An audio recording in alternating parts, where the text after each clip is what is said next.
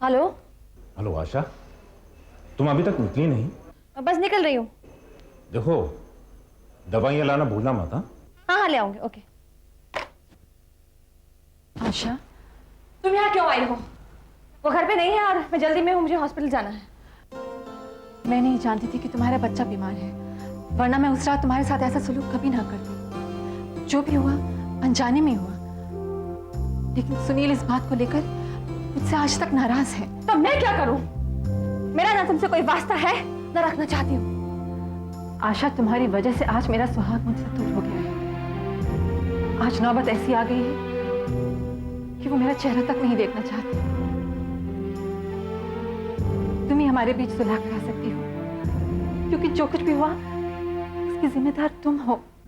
बार बार मुझे इल्जाम मत दो। ना तो मैंने तुम्हारा सुहाग छीना है, ना ही तुम्हारी खुशियों के आड़े आई हूं। मेरे साथ तो धोखा हुआ कि मैंने एक ब्याहता आदमी से शादी की, लेकिन मैंने सोचा ठीक है, मेरे नसीब में यही लिखा था, इसलिए खून का घूंट पी के रह गई। न तो कभी तुम्हारे घर अपना हक जताने आई और न ही कभी उन्हें तुमसे छीनने की कोशिश की। लेकिन जिसे तुम अपना सुहाग कहती हो वो मेरा सुहाग भी है। लेकिन मेरे साथ जो कुछ भी हुआ उसका जिम्मेदार मैंने तुम्हें कभी नहीं ठहराया। अगर सुनील तुमसे नफरत करते हैं तो तुम्हारी गिरी हुई हरकतों की वजह से, इसलिए तुमने जो किया है उसे भुगतो और यहां से चली जाओ। अपने किए पर शर्मिंदा होकर सुलह की उम्मीद लेकर तुमसे मदद मांग रही थी। तुम मुझे दुत्कार रही हो। याद रखो, मेरा दिल जलेगा तो तुम भी खुश नहीं रह पाओगी। मैं तो सिर्फ औलाद को तरस रही हूं ना। कहीं ऐसा दिन ना आए तो औलाद और सुहाग दोनों के लिए तरसो।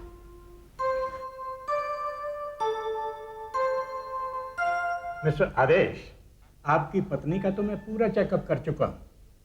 अब जो रिपोर्ट्स आनी है उनको देखने के बाद ही मैं इन्हें प्रॉपर ट्रीटमेंट दे सकूंगा। वैसे जो आप मेडिसिन दे रहे हैं ना, वो कंटिन्यू रखिए। घबराने की कोई बात नहीं, ये बिल्कुल अच्छी हो जाएंगी। Thank you doctor. देखा, तुम खामखा घबरा रही थी। मैं नहीं कहता कि सब ठीक हो जाएगा। Thank you. आपका बच्चा खतरे से पूरी तरह बाहर है, इसलिए हमने उसे आईसीयू में से निकालकर स्पेशल वार्ड में शिफ्ट करवा दिया है। हम बच्चे को अपने ऑब्जर्वेशन में शाम तक रखेंगे। मेरे ख्याल से उसे 1-2 दिन में बिल्कुल ठीक हो जाना चाहिए। Thank you very much doctor. Doctor साहब, आपने हमारे बच्चे को बचा के एक नई जिंदगी दी है। अब तो हम उसके पास बैठ सकते हैं, उसे मिल सकते हैं। Yes, why not. Thank God he is okay. मुझे तो इतनी चिंता।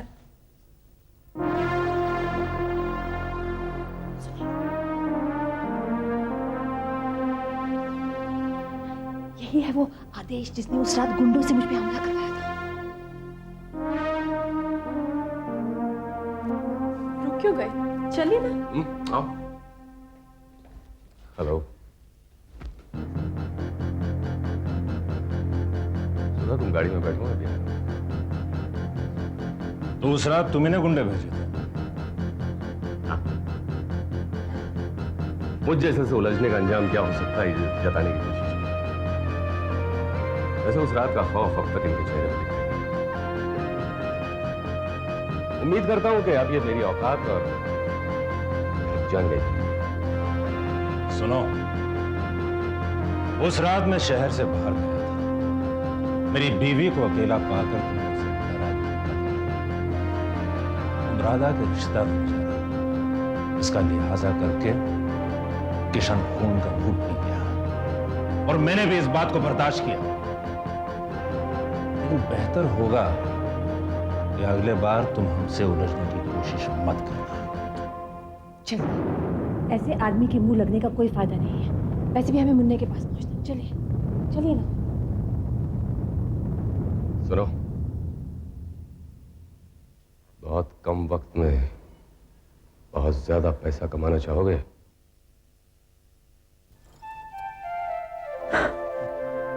भाभी प्लीज, भाभी प्लीज मत रोएं आप, प्लीज। इतना क्यों रो रही हैं आप भाभी?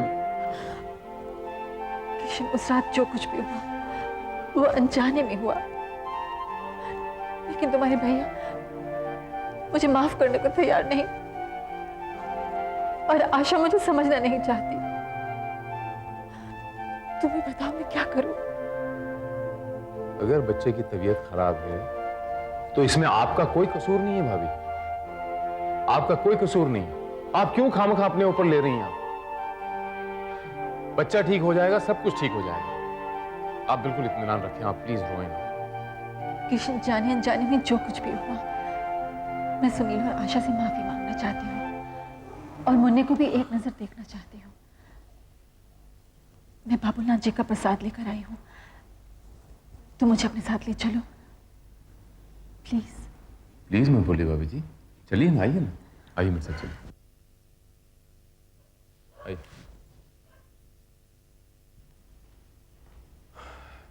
भैया आओ किशन आओ। बच्चे की तबीयत कैसे है? अब तो ठीक है, यूं समझो कि खतरा टल गया। मैं कहता था ना भैया, मैं भाभी अंदर आ जाइए ना। देखिए भगवान ने आपकी सुन ली, बच्चा खतरे से बाहर। अब क्या लेने आई हो यहाँ? जो कुछ भी हुआ है उससे तुम्हारे कलेजे को ठंडक नहीं पहुंची? आशा, तुम मुझसे इस तरह बात मत करो। मैं पहले ही अपने किए पर बहुत शर्मिंदा हूं, मुझे माफ कर दो। सुनील, अगर मुझे पता होता कि मुन्ने की तबीयत इतनी खराब है तो क्या मैं आशा को तुमसे मिलने से रोकती? भगवान का लाख लाख शुक्र कि मुन्ना अब बिल्कुल ठीक है। सुनील, तुम भी मुझे माफ कर दो।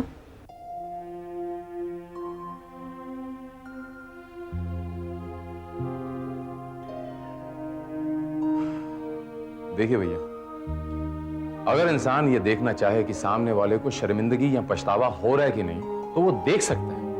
और आप ये देख रहे हैं कि भाभी को शर्मिंदगी हो रही है अपने किए थे, उन्हें पछतावा भी है। आप भाभी को माफ कर दीजिए भैया प्लीज।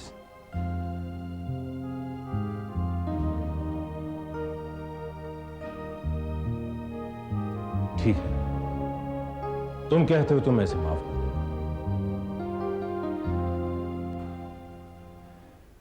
और मुझे ऐसा लगता है जैसे आपको भी इन्हें माफ कर देना चाहिए।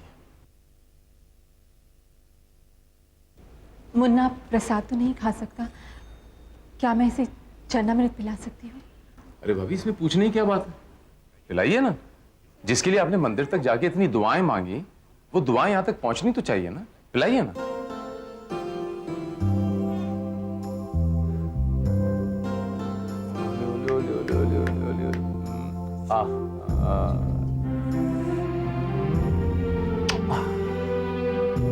अच्छा भैया, नमस्ते, आइए।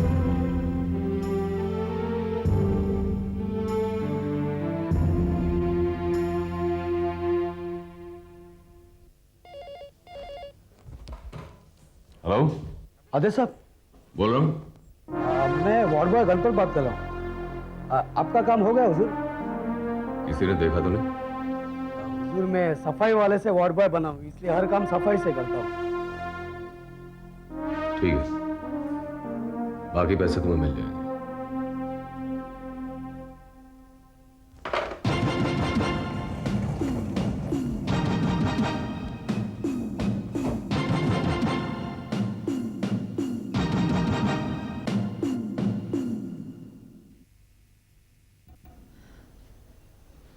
डॉक्टर साहब, अचानक मेरे बच्चे को क्या हो गया? Child's condition is very critical. लेकिन अचानक ऐसे क्या हो गया? देखिए, अब हम भी यही सोच रहे हैं कि दवाई का कोई भी रिएक्शन इस तरह का हो ही नहीं सकता। क्या कोई चीज उसे बाहर से खिलाई गई थी? वो कहीं सीमा ने प्रसाद के बहाने मेरे बच्चे को। यस डॉक्टर, सीमा ने प्रसाद के बहाने मेरे बच्चे को जहर दे दिया। ये क्या कह रही हो तुम आशा? डॉक्टर साहब, आप इसकी बातों में मत आइए, ये अपने होश खो बैठी है। नो डॉक्टर साहब, प्लीज आप किसी भी तरह मेरे बच्चे की जान बचाइए। Beg of you. Okay, we will do our best. Phone दो जल्दी से, फोन दो। किस लिए? फोन दो।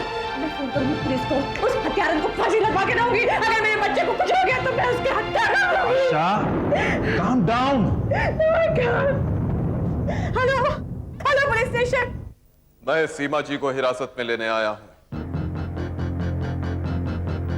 इन पर आशा जी के बच्चे को जहर देने का इल्जाम है। What? ये क्या अनाप शनाप बक रहे हैं आप? मुझ पर बच्चे को जहर देने का इल्जाम है।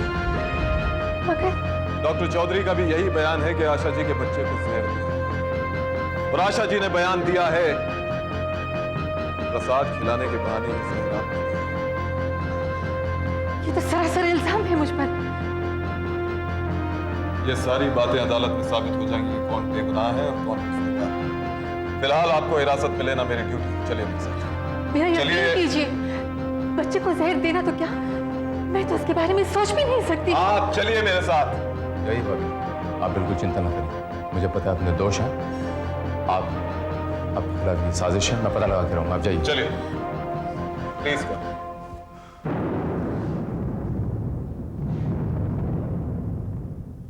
सीमा भाभी पर इस तरह का इल्जाम लगाकर उन्हें अरेस्ट किया जाएगा, ये तो मैंने कभी सोचा भी नहीं था। बेकसूर होते हुए भी उनको अरेस्ट कर लिया मेरी आंखों के सामने, और मैं रवि को रोक भी नहीं पाया। मैं रवि को रोक कैसे सकता था? लेकिन आशा भाभी ने बिना सोचे समझे इस तरह का घिनौना इल्जाम कैसे लगा दिया सीमा भाभी पर? राधा मैं खुद हैरान परेशान हूं, ये कैसे हो गया राधा? वो मेरी भाभी वो उस बच्चे के लिए प्रार्थना करती थी, उसने अपने हाथों से उसे चरना मत दिया। ये अमृत जहर कैसे बन गया राधा, मेरी समझ में नहीं आया। और सुनील भैया देखते रह गए, उन्होंने भी कुछ नहीं किया। राधा ये मुझे ऐसा लगता है जैसे सीमा भाभी को फंसाया गया है, उनके खिलाफ कोई साजिश है। लेकिन कौन हो सकता है? सीमा भाभी को इस तरह फंसाकर किसी को क्या हासिल हो सकता है? मैं पता लगाऊंगा राधा, मैं पता लगाऊंगा। जिस किसी ने भी ये किया उसने किशन सागर का दूसरा रूप नहीं देखा। उसकी ऐसी गत करूंगा कि ता जिंदगी वो भूल नहीं पाएगा। किशन, ऐसी बातें मत करो, अपने आप को संभालो किशन। मैं रवि से बात करूंगी, उसे मेरी बात रखनी पड़ेगी। भाभी को कुछ नहीं होगा Kishan. I am sorry Radha, इस बार मैं तुम्हारी बात नहीं रख सकता। लेकिन सीमा भाभी पर जो इल्जाम लगाया गया है वो गलत है। मैं जानती हूं कि वो निर्दोष है। किशन की भाभी ऐसी हरकत कर ही नहीं सकती, और फिर भी तुमने उन्हें हिरासत में ले लिया, ये भी नहीं सोचा कि... राधा देखो, इस तरह की जज्बाती दलीलों का कानून पर कोई असर नहीं। जिसके खिलाफ रिपोर्ट दर्ज कराई जाती है उस पर एक्शन लेना ही पड़ता है। कानूनी कार्रवाई करना, छानबीन करना, पूछताछ करना, ये तो कानून का काम है और मेरी ड्यूटी के तहत है। मगर इल्जाम गलत है या सही, क्या ये पता करना आपकी ड्यूटी नहीं है? बिल्कुल। पूछताछ के लिए ही किशन की भाभी को हिरासत में लिया गया, और जब तक यह साबित नहीं हो जाता कि उन पर लगाया गया इल्जाम सही है या गलत है, उनको हिरासत में रखना ही पड़ेगा। It is understandable. लेकिन ये तो एक निर्दोष पे अत्याचार है, कानून की मनमानी है ये। राधा, कानून पर उंगली उठाने का हक तुम्हें किसने दिया? जज्बात में बहकर ये इल्जाम लगा रही हो तुम। देखो, आइंदा मुझसे इस तरह की बहस मत करना। रिश्ते अपनी जगह हैं और कानून अपनी जगह।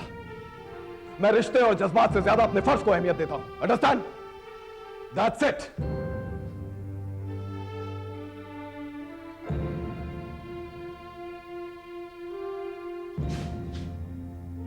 तुमको रुला के चला गया ना वो?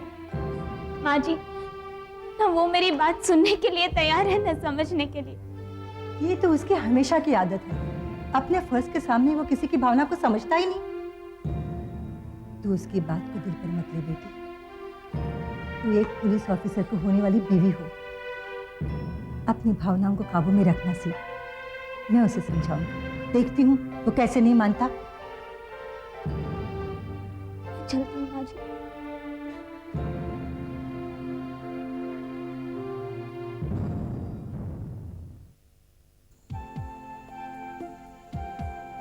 रुला दिया ना राधा को, अपने अफसरी का रौब झाड़ दिया ना उस पर। किसी के दिल पर क्या बीतती है उसे तुम्हें क्या? माँ, ना ही वो समझती है और ना ही तुम समझने की कोशिश कर रही हो। एक जिम्मेदार पुलिस ऑफिसर होने के नाते मेरे भी कुछ उसूल हैं। अब राधा की खुशी के लिए मैं अपने उसूल तो नहीं तोड़ सकता। जानती हूँ मैं तुम्हारे उसूलों को। जो चीज तुम डांट ढपड़ कर समझा रहे थे वो प्यार से भी तो समझा सकते थे। अपनी होने वाली पत्नी के साथ पुलिस वाले की तरह पेश आते हो। ऐसी बात नहीं है माँ। मैं किशन की भाभी का केस हैंडल कर रहा हूं इसलिए ताकि मैं उसकी मदद कर सकूं, ताकि उसे कोई परेशानी ना हो। अगर उसे कोई परेशानी नहीं हो तो उसे तुम छोड़ क्यों नहीं देते? ऐसे कैसे छोड़ दें? पुलिस वालों के कुछ उसूल होते हैं, कुछ प्रोसीडिंग्स होती हैं। जानती हूँ तू बड़ा है पुलिस का रखवाला, मगर याद रखना अगर तुमने मेरी बहू को सताया ना तो मेरे से बुरा कोई नहीं होगा, मैं तुम्हें सजा दूंगी। ठीक है, ठीक है। ना ही तुम मुझे सजा दोगी, ना ही मैं किसी बेकसूर को सजा होने दूंगा। किशन से कहो कि वो अपनी भाभी की जमानत दे दे और उसे वहां से ले जाए। अगर पुलिस वालों की कुछ बंदिशें हैं तो कुछ रियायतें भी हैं। किशन, किशन, किशन, किशन, एक खुशखबरी है। किशन, रवि सीमा भाभी को जमानत पर छुड़ाने के लिए राजी हो गए। उन्होंने हमारी बात रख ली। अब तुम भी रवि के लिए मन में कुछ भी मत रखना। राधा, मेरे मन में रवि के लिए कुछ नहीं है राधा। मैं रवि से नाराज नहीं, उन्होंने जो कुछ किया वो एक आम पुलिस वाला, कोई भी पुलिस वाला करेगा। लेकिन भाभी तो जमानत पर रिहा हो जाएंगी, लेकिन जब तक उन्हें अदालत बाइज्जत बरी नहीं कर देती तब तक उन पे लगा दाग धुलेगा नहीं, और मैं वो दाग धोऊंगा। सच कह रहा है तू? मैं सच कह रहा हूं भैया। मैं रूपाली से जब से मिला हूं उसके बाद कोई शरारत नहीं, कोई छेड़छाड़ नहीं, कोई बदमाशी नहीं भैया। भैया, रूपाली से मिलने के बाद मैंने किसी भी लड़की को नजर तक उठा के नहीं देखा। I don't believe this. You'll have to believe me भैया। भैया, मैं रूपाली को लेकर के बहुत ही सीरियस हूं। उठते बैठते सोते जागते बस वही मेरे ख्याल में होती है भैया। भैया, I really love her। Ritesh, तू जिस तरह अपने दिल की बातें कर रहा है ना, सुन के न जाने क्यों लगता है यार तू वाकई में सुधर गया है। तेरी दिल की बातों को सुनकर मन पे विश्वास करने को मन करता है रे। सिर्फ विश्वास करने से तो नहीं होगा ना भैया। भैया, कुछ ऐसा करो कि बात बन जाए बस। तेरा कोई इलाज करना पड़ेगा। तो करो ना भैया। भैया, भैया, एक पार्टी थ्रो करो, उसमें रूपाली को बुलाओ, सबको बुलाओ। भैया, बस कुछ ऐसा कर दो कि मेरे प्यार की मंजिल मुझे मिल जाए भैया। इतना बेताब मत हो रितेश, करता हूं। तू ये समझ ले कि तेरा ये काम राधा कर सकती है। उसके पास मास्टर की है रितेश, तेरे किस्मत का ताला वही खोल सकती है। Anyway, I will try my best.